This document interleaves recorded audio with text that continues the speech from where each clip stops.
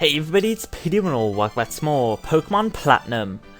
In the last episode, we had our first Pokémon faint, Walk the Geodude, which was a bit of a shame. But we also took on Team Plasma in the Valley Windworks, and captured the Water-type Pokémon on our team, Shellos. Hopefully it'll survive for a long time in this playthrough. Anyway, in today's episode, we're going to get through Eterna Forest, and end up at Eterna City. But first, it's a Friday, so what I want to do is capture the Drifloon here in the Valley Windworks, because we didn't capture a Pokemon here. I think it would make a good team member, so why not? Let's take advantage of it being Friday and all. So yeah, this should make a good, having a ghost type Pokemon on our team should be quite good. It might not be the best for the third gym we're going to be taking on, but it will actually be pretty good for the second gym, with it being flying type. But seeing as how I haven't used the Pokémon Centre heal, and this will be going straight into our box, I don't want to get it out until we use a Pokémon Centre heal. So yeah, because you know it recovers its HP once it goes into the, well, HP and PP once it goes into the Pokémon Centre box. So let's see if we can capture this. 1, 2, 3. Yes, I was a bit concerned I was concerned that we wouldn't capture that, but I'm glad we could. So a nickname for this. Because of the way it floats aimlessly, an old folktale calls it the signpost for wandering spirits. Let's think of a nickname for this. I'm very bad at nicknames, as you guys know. Let's call it Cheesy, as I had a cheeseburger. I'm going all Marilan with it. I feel like I am nicknaming my Pokemon after food now, but it's a good system, I'm not gonna lie. I'm bad at nicknames, and naming it after food, not a bad idea, Marilans. Anyway, yeah, now we're just gonna get out of here, way woman. We're gonna get to Eterna Forest, and we should have Cheryl healing our Pokemon after every fight, so we're gonna be in a very good position. Yo, what's up? Hello, my name's Cheryl, and you are... Okay, so your name is Philip. I'm sincerely glad to meet you. Philip, may I ask a big favour of you? I want to get through this forest, but I'm afraid of doing a Oh, so you're asking us on a date through this scary forest, are you? Okay. I've heard that there is a sinister group of people called Team Galactic about. I think there'd be safety in numbers. Please, may I go through with you? Of course you can. From now on, I'm calling you my girlfriend. I'll keep your Pokemon in perfect health. Which is absolutely fantastic. Now, when we have a battle in this place, it's going to be a double battle. So the first Pokemon that comes out, it says so and so and so and so appeared in the wild or whatever. The first one that appears there, that's the one we're actually going to be allowed to capture. Right here, you'd be able to capture, evolve Eevee into a Leafeon, which is actually really cool. I might, because we're going to be getting an Eevee at some point in the next couple of episodes, so I'm actually really tempted to use a Pokemon that's native to Sinnoh, an evolution that's native to Sinnoh. We'll see how that goes, because I think that'd be quite a cool little thing to do. What's cool, you might ask? No, I'll tell you anyway. Bug Pokemon. And you say, we're just out on a power walk and attacking people in the forests. Yeah, okay, Jack. Oh, I wish that was Jack and Jill. That would make way too much sense. And Pachirisu. I don't want to risk this Pachirisu, having an electric type attack, so I'm going to switch into Kebab. Switching into a water type Pokemon, you say? That's a bit stupid. No, it's got a ground type subtype, I think. I hope.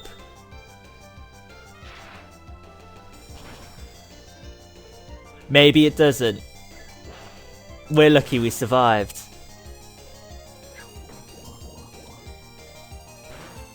I really should have... Oh my god, I'm such an idiot. Okay. Its evolution most certainly has the ground subtype. So just as long as we survive, all our Pokemon survive, our Pokemon are going to be kept at full health. But that was really stupid of me. I'm so sure that Shellos also had the ground type subtype. That's really irritating. Hey, we all make mistakes. Those mistakes cost lives in Nuzlocke runs though, so I'll be more careful in the future. I'll be sure to check what my Pokemon's types are. That's the problem with just like with a Nuzlocke run, because you're using Pokemon you're unfamiliar with. Sometimes you can get things just a little bit wrong, and that can cost you. So I won't do that again, but oh, Gust. Why is this fight so much more difficult than I thought it would be? Maybe we're not so overpowered as we initially thought. And I'd hate to...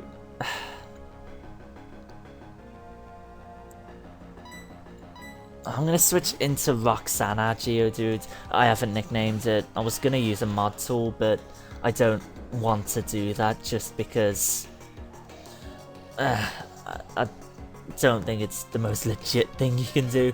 But wow, oh, don't soft boil. Come on, don't be so selfish. We've put ourselves in a really bad position here. Hopefully we can mud sport. Yeah, rest in peace, Geodude, Roxanne. It's gonna be healed right after this battle though, but I'll make sure we won't use it again. It's just, oh, Egg Bomb missed. Why is this fight so difficult? Yeah, Geodude, we're gonna have to, you know, release when we get to Eterna City, even though it's gonna be at full health, but of course that's to be expected. Now Quick Attack, hopefully Quick Attack could finish this off. Yep, it can. That's the main Pokemon I was concerned about, being honest, but that's just a little irritating. And Wing Attack on Beautifly. There we go, this fight has took way too long. Mainly because of my own stupidity, but we'll take it. Bubbles grew to level 20, fantastic. One last Pokemon, Silcoon. And there we go. Our Pokemon's going to be back at full health. But that fight was way too difficult. Hopefully the rest of these fights aren't going to be similar to this.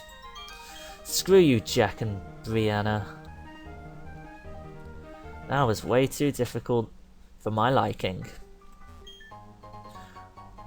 So, it says Geodude's at full health here, but it's obviously not. It fainted. Let's take these two on while we're at it. I don't know, I'd like to do single battles. Double battles aren't my thing, but you know, train up Pokemon bonus 1, Wondrous Power is born. Just as long as our Pokemon survive, Cheryl can heal them up. So, it's fine with me, and we're lucky these Abras aren't evolved. But our PP is going to be at full now, which is absolutely fantastic. And seeing as how Cheryl has healed our Pokemon, I might at some point like get the Drifloon out of the PC now, because oh my god. No, wait, please attack Chansey. Oh, thank god, that was way too close.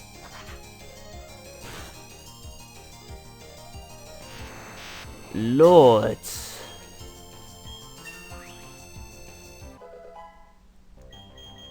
We could have saw Staravia faint then. We're lucky it decided to attack Chansey there. Eterna Forest. This is a lot more difficult than I actually anticipated. Anyway, we defeat these two. We're still at full health. That's all that really matters.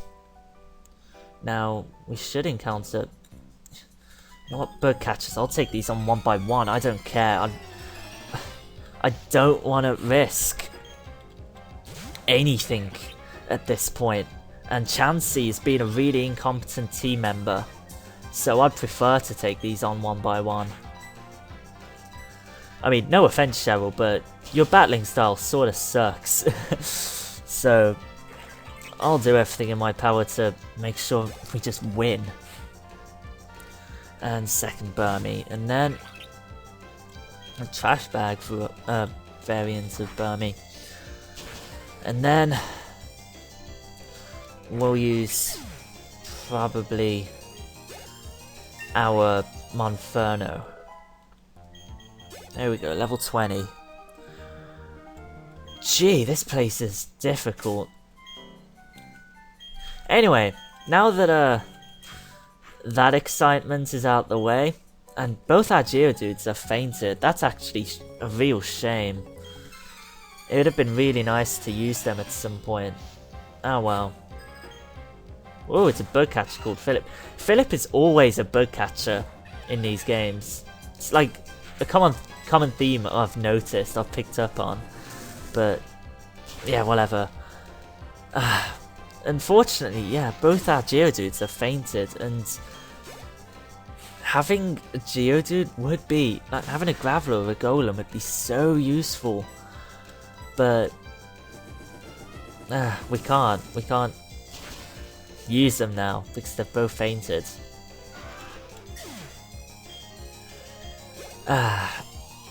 Cheryl had to mess up the continuity of this series by reviving it, didn't she? Just as long as we don't use it, it's fine. Like, we can keep it on our team, but it is fainted. Anyway, I don't think I have to explain that so much. You guys probably understand that. We defeat Philip. And there's an item here. Here we go, our wild encounter for the area. And it's going to be a Bidoof. Oh my god. Okay, Chansey, please don't KO Bidoof for us, because I would actually like to capture something from this area. I'd have preferred it to be a good Pokemon, but hey, we can use Bidoof as a bit of a slave now. And ooh, level 21. Don't KO it. Don't you dare KO it, Cheryl. Don't you... Thank you. Critical hit as well. Okay, it wasn't going to KO it. I was going to send out Pokeball right after anyway, because, you know, Bidoof has the 255 capture rate. But, fortunately, she didn't KO it anyway. And, yeah, we'll use this as a slave, because I don't want to teach Cut to our main team members and such. You guys probably understand that thinking. A comparison revealed them. Ah, I remember that. I remember copying that Pokédex entry for the bio I did in episode 1.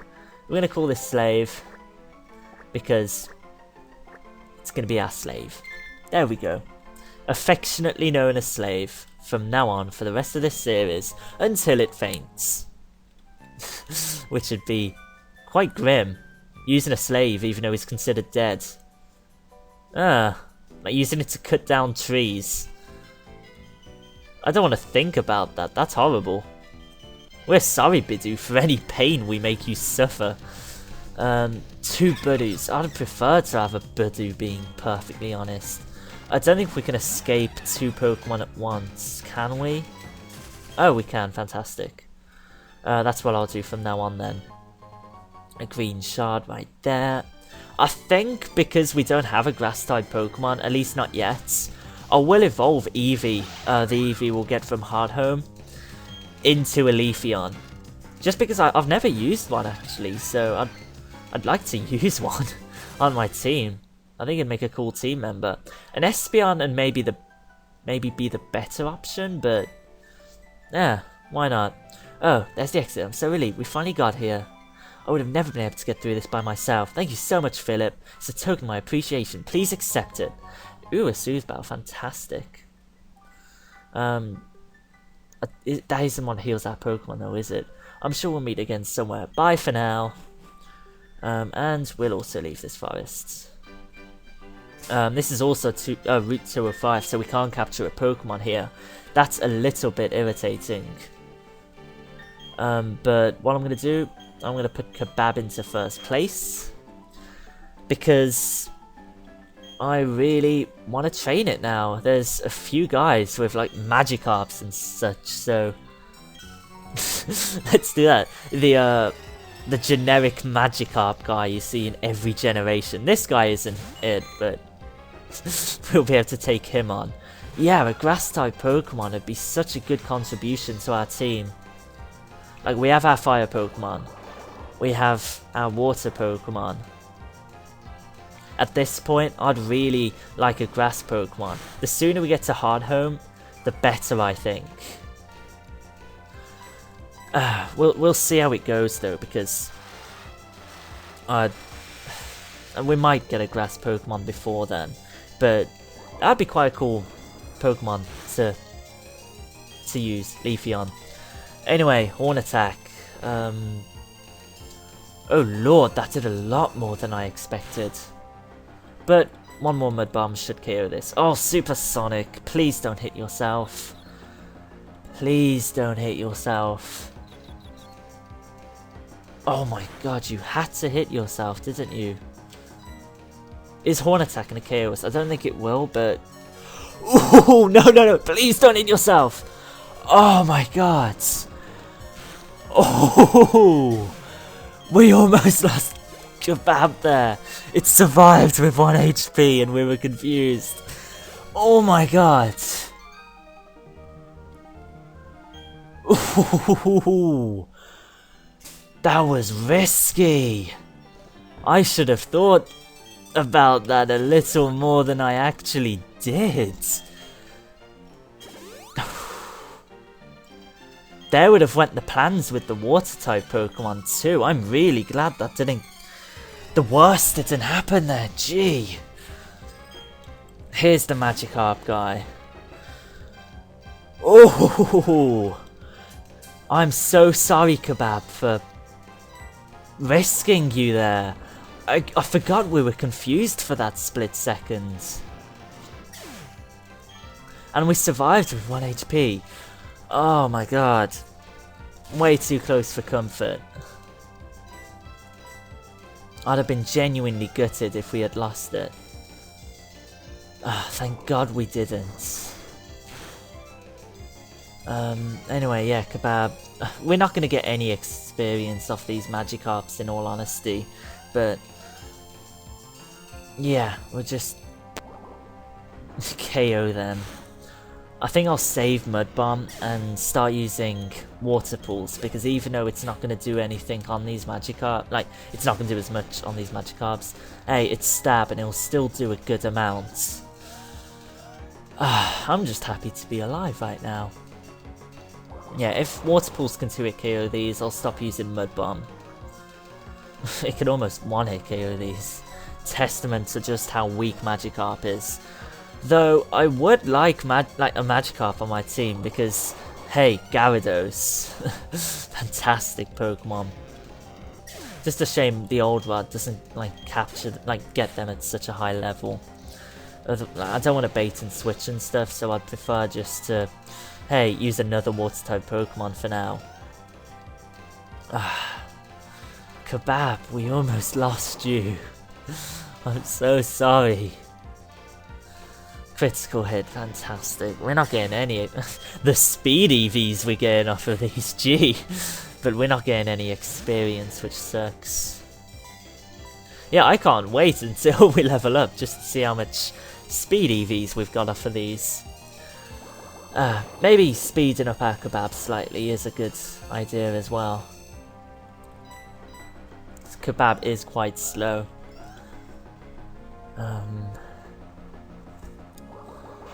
I'm just thinking about what could have happened there.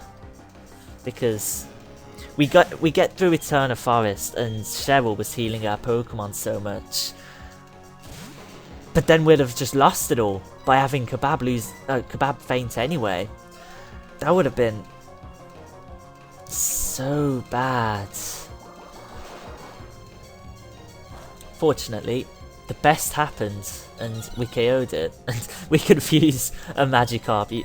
It could splash and hit it and hurt itself. That's funny. It hit itself just splashing. Testament to just how useless Magikarp is. And I really like Magikarp. Like, once it learns Flail and stuff, it's actually a good Pokemon, but these Magikarps, well, I say it's a good Pokemon. I mean, it's a good, like, Pokemon once it's got a ton of stats, like, boosted and stuff. There's one last trainer here, I believe, so we'll take him on with Shellos with Mud Bomb. If it's a Goldeen, you can bet your life I'm switching out. Actually, no, I don't want to use it. I don't want to risk it. Let's just use Wings. Get Wings to level 21. So risky doing that with Shellos. More Magikarps. Oh, gee. We'll just we'll quick attack these then. Intimidate cuts Magikarp's attack. It is absolutely terrified of what my Pokemon would like.